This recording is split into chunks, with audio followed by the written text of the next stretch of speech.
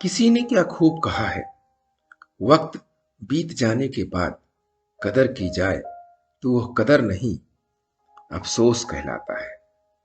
नमस्कार दोस्तों, मेरा नाम प्रेम प्रकाश पांडे है। आज अपने चैनल पर एक नई बेहतरीन प्रेरणादायक कहानी लेकर के आया हूँ। दोस्तों, आज की कहानी तीन दोस्तों पर आधारित है जो कि समय की कीमत को नहीं पहचानते थे। तो उनके साथ क्या हुआ और बाद में समय की कीमत का पता चलने पर क्या करते हैं। तो चलिए, चैनल को सब्सक्राइब नहीं किया है तो सब्सक्राइब कर लीजिए और सुनते हैं आज की कहानी, जिसका शीर्षक है समय की कदर। एक गांव में तीन लड़के रहते थे, राम, श्याम और राजू। तीनों के पिता काफी अमीर थे। तीनों का बचपन बहुत अच्छे तरह से गुजर रहा था। उनके माता पिता काफी उनकी कोई भी मांग को अनदेखा नहीं करते थे। राम के पिता सरपंच थे, श्याम के पिता एक कारोबारी थे और राजू के पिता एक किसान जमींदार थे। छोटी उम्र से ही उन सबको लाड प्यार ने ऐसा बना दिया था कि न तो उनको मेहनत का पता था और न ही उनको समय की परवाह थी। अक्सर वह सारा दिन बस घूमते रहते थे, बस घूमते रहते थे। नशे और अन्य भोग विलास में डूबे रहते थे, जिससे उनके गांव वाले भी दुखी थे। सरपंच और बड़े लोगों के बच्चे होने के कारण उनकी कोई शिकायत कर पाने की हिम्मत नहीं कर पाता था, जिससे उनका मनोबल और बढ़ गया था। एक दिन उनके गांव में बहुत तेज बारिश हुई, जिससे सब लोगों को नुकसान हुआ, जिससे इन तीनों के पिता भी थे। इतना कुछ होने के बाद भी उनके बेटों का वही हाल था। वो बस घूमते रहते, नशा करते, भोग विलास करते रहते थे। माँ बाप काफी चिंतित रहा करते थे। ये तीनों भले ही कितने गंदे थे, लेकिन इन तीनों के अंदर एक खास बात थी जिसकी पहचान किसी को न थी और उनको खुद को भी पता नहीं था।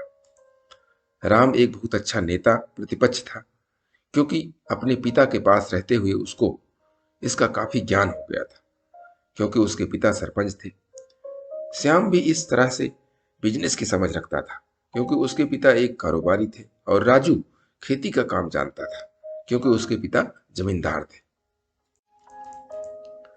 पर अपनी गलत कामों की वजह से उन सब ने अपने इन टैलेंट पर ध्यान नहीं दिया था, जो कि उनकी सबसे बड़ी कमजोरी थी। इस तरह से उनकी बदमाशियों को देखकर उनके पिता उन्हें सीख देने को सोची। तीनों पिताओं ने आपस में बात करी और उसका एक हल निकाला। तीनों पिताओं ने अपना अपना काम अपने अपने बेटों को सौंप दिए, जिससे उनको समय की कदर का पता लगा सके। तीनों के पिता ने एक वसीयत बनाई, जिसमें यह लिखा था कि एक वर्ष के अंदर इन तीनों को 10 लाख रुपये कमा कर देने होंगे, जो बिना किसी गलत काम करके। और तीनों को अलग अलग स्थान पर रहना था। इन तीनों को 5-5 लाख रुपए भी दिए गए, ताकि उनको अपना काम शुरुआत करने में दिक्कत ना हो। पहले तो सब खुश हो गए कि हम आजाद हो गए, हमको पैसे मिल गए, और ऐसा सोचकर कि इन्होंने फिर से काफी समय मौज मस्ती करने में लगा दिया। इस तरह से 6 महीने बीत गए और इनका काफी सारा नुकसान भी हुआ। फिर एक दिन अचानक उनको एहसास हुआ कि अगर हम शर्त हार गए तो हम अपनी अपनी जायदाद खो बैठेंगे, और धीरे धीरे उनकी चिंता बढ़ने लगी। एक दिन वो इसी उधेड़बुन में एक पार्क में बैठे थे और कुछ बातचीत कर रहे थे कि उनको एक छोटी सी लड़की मिली। वो फूल बेच रही थी और साथ में पढ़ भी रही थी। तीनों लोग उस लड़की के पास में गए। तभी राम ने लड़की से बोला, बेटी, आपकी उम्र क्या है? तो लड़की ने जवाब दिया कि वे 12 साल की हूँ। इतना सुनते ही राम ने आश्चर्य से पूछा कि आप इतने छोटे होकर के खेल नहीं रहे हो? इस पर लड़की ने जवाब दिया कि मेरे पापा अब इस दुनिया में नहीं है और माता बीमार रहती है, इसीलिए मैं ये काम करती हूँ। ये सुनकर राम ने अपना पर्स निकाला। उसके पास जो भी पैसे थे वो उस लड़की को देने लगा। उसके बाद लड़की ने बोला, अंकल, आप भी फूल ले लो, मुझे बहुत खुशी होगी, क्योंकि मैं अगर आपसे फ्री में पैसे लूंगी तो फिर मेरा पढ़ाई में मन नहीं लगेगा, मैं कामचोर बन जाऊंगी, क्योंकि यही समय है जिस समय में अपना भविष्य लिख सकती हूँ। राम ने उस लड़की से सारे फूल ले लिए और तीनों घर लौट आए। उस फूल वाली लड़की का उन तीनों लड़कों पर बहुत गहरा प्रभाव पड़ा। रात भर उन तीनों ने उस बच्ची के बारे में सोचते रहे और उन्हें एहसास हुआ कि वो तीनों कितने गलत थे। तीनों ही दोस्तों को एहसास हुआ कि आज भी उनके पास 6 महीने का समय है अपने पिता के दिए गए काम को पूरा करने का और भविष्य बनाने का। इसी दौरान सबने सोचा कि अगर बचे हुए समय का सही उपयोग करें तो अभी भी बहुत कुछ किया जा सकता है। इस तरह बाकी दोस्तों ने भी सोचा और दूसरे शहर में आकर काम तलाशने लगे। पर उनके शर्त में एक शर्त ये भी थी कि उनको जो भी काम करना है वो अपनी पहचान बताए बिना करेंगे, जिससे ये साफ था कि उनको काम नहीं मिला। और जब काम नहीं मिला तो उन्होंने सोच लिया कि अब वो अगर कुछ भी करेंगे तो अपने गांव में जाकर ही काम करेंगे। भले ही उनके पिता कुछ भी सोचे, लेकिन फिर भी अपने गांव में जाएंगे और अपने गांव में कुछ नए काम करेंगे, भले ही उनको अपने पिता की वसीयत ना मिले। तीनों लड़के अपने गांव में फिर से आए और अपने अपने पिताओं से जाकर के मिले और उन्होंने अपने अनुभव के बारे में बताया और बोला कि वो आगे से ऐसी गलती नहीं करेंगे और वो उन्हें माफ कर दें। लेकिन पिता ने तो शर्त पे अड़े ही थे। लड़कों को कोई दया नहीं मिली। तीनों को फिर से दुखी हुए कि तीनों को अपनी गलती का एहसास होने के बाद भी उनके पिता उनका सपोर्ट नहीं कर रहे और फिर से वो रात भर सोचते ही रहे कि क्या किया जाए।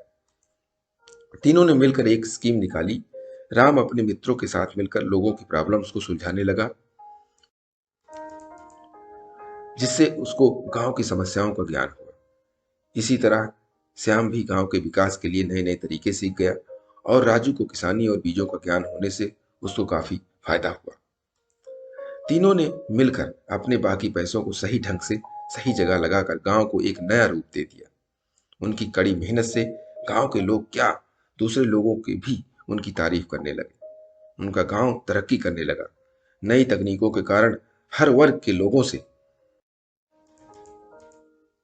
उनका जुड़ाव होने लगा और एक समय आने के बाद उनके पिताओं ने भी उनको माफ कर दिया।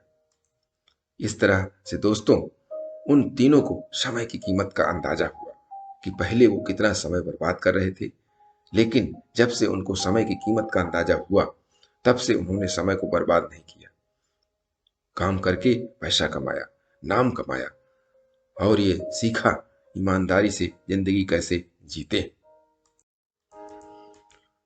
दोस्तों, कुल मिलाकर कहने का मतलब यही है कि आप सभी समय को बर्बाद न करें। अगर ये समय आपके हाथ से निकल गया तो कुछ नहीं कर सकते। और हाँ, समय के साथ पास इतना समय नहीं कि वो आपको दोबारा समय दे।